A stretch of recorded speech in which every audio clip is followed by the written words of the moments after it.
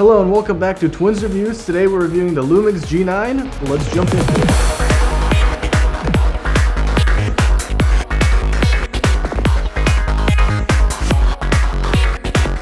In this video, we are going to be talking about Lumix G9 video features, no photography features today, and we are going to go pretty quick. We're not gonna take too much time on each setting. We're gonna move fast. All the frame rates, we're gonna discuss the different recording types, color. We're gonna discuss most of the important video features of this camera. So let's jump straight into it. So before we talk about the camera, I want to say please subscribe to our YouTube channel with notifications on. We are almost at 400 subscribers, so thank you very much. All right, before we jump into and actually start talking about the camera, I want to say that the camera, I have already been using it for maybe month 2 to 3 months, so I have a pretty good idea of what this video camera is supposed to be used for and how it's supposed to be used. The Lumix G9 wasn't actually meant to be a video camera, but after the firmware update 2.0 that Lumix released, it gave it so many video features and it almost put it up to par with the GH5, which it usually gets compared to.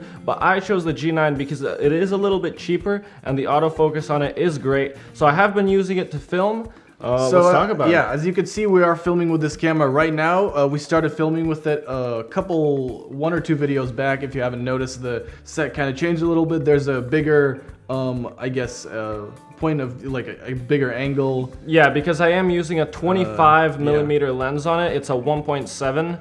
Which I got for around 100 something. I'll leave all the accessories I use for this camera down in the description. Yes, if you want to check them out. and the camera itself costs about 1.2K, and you can we're also going to leave that in the description as well, so you can check that out if you want to give it a purchase after you watch the video. Exactly. I own 2 lenses for it. The one that I mentioned, 25 f1.7, and also the 12 to 60 f2.8 to 4.0, which is I got it because it has that even wider look, and you can zoom in on it, and it has a pretty good f-stop. It's not a constant 2.8. It's only really a 2.8 at the very minimum, so like at the 12.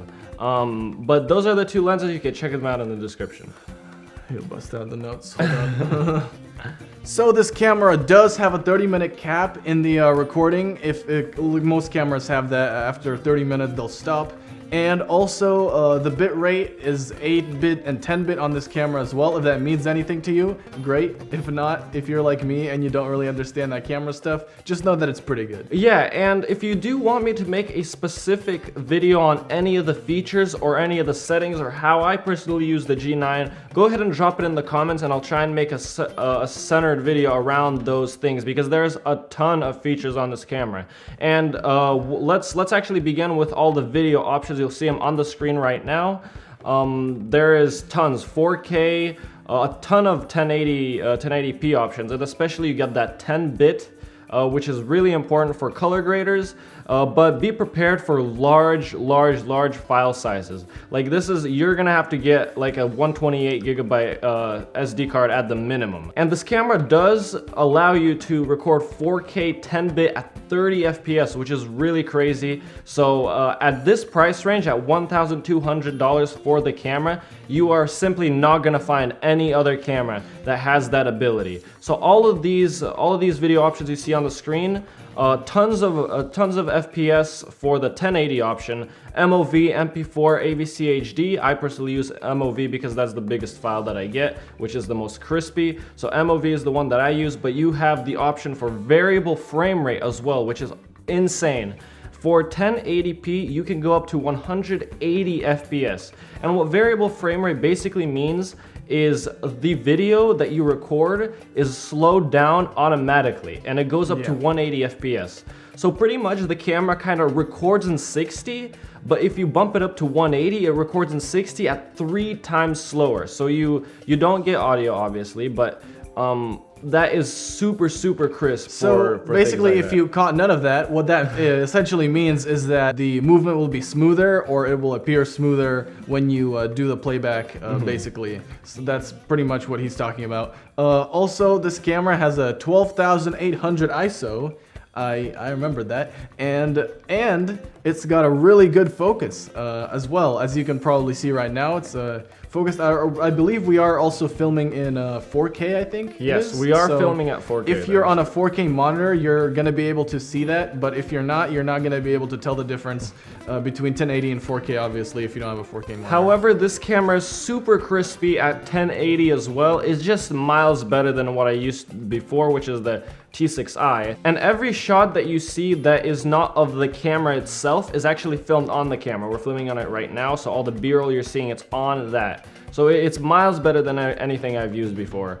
And what let's transition on to the autofocus, which is also one of the reasons why I got it. And usually filmmakers don't use autofocus too much, but when you're on the move and you're trying to record a music video and you just simply don't have a nice rig to manually focus, or you're using it on a stabilizer like I mostly do with the DJI Ronin up there, then sometimes manual focus is a bit tough. And the reason why I chose this maybe over the GH5 was because this offers incredible autofocus.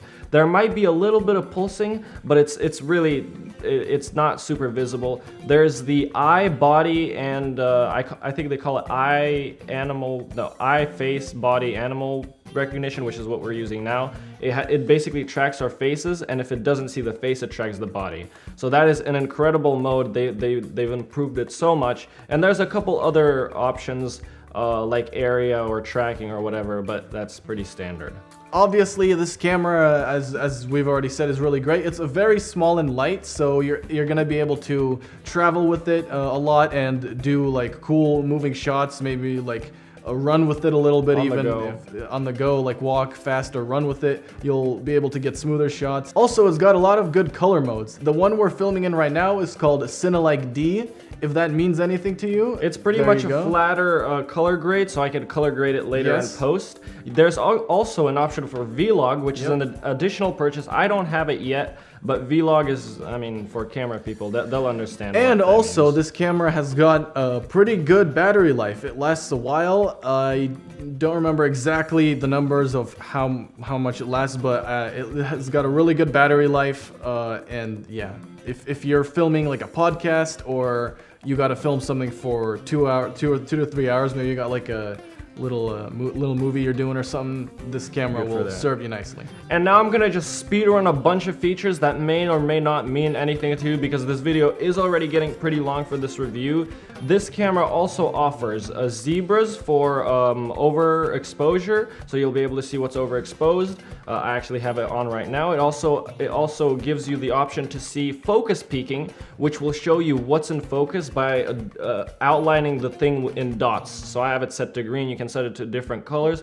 It also has custom buttons, so I believe it has 4 or 5 or 6 custom buttons that you can adjust. It has a quick menu, which is incredible. You can access all your important information such as ISO, color mode, FPS, all of that good stuff, autofocus, manual focus. You can access it from that menu, which is incredibly handy. It also has a incredible stabilization, and you can actually turn it off. It's in-body stabilization. Like, I don't even need to use a stabilizer to use this camera. But if I want like a shaky effect, I can just turn it off. I actually mapped a button to that. One more thing that is incredibly useful for this camera is custom modes.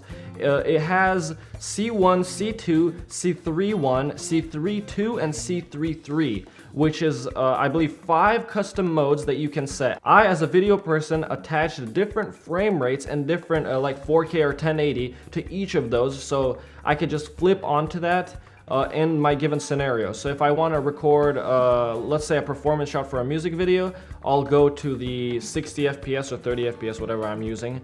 I'll flip to that, and then if I wanted to record some slow motion or some B-roll, I'll just flip to 1080, and I don't have to be switching everything. The one caveat to that is when you switch modes from custom back to manual, which is what we're in right now, it does not save your ISO or your frame rate or your color or your white balance. So you have to, I found like a trick that before I use the camera, I just save the custom mode so that if I'm like outside, I can just flip through and it won't be overexposed all of a sudden.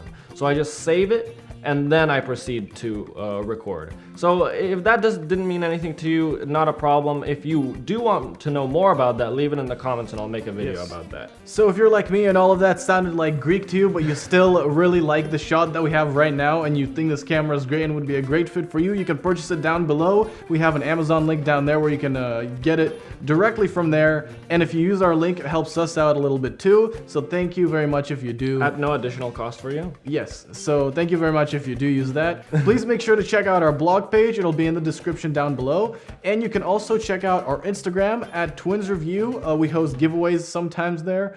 And that's it for this video. We'll see you guys in the next one. Ciao.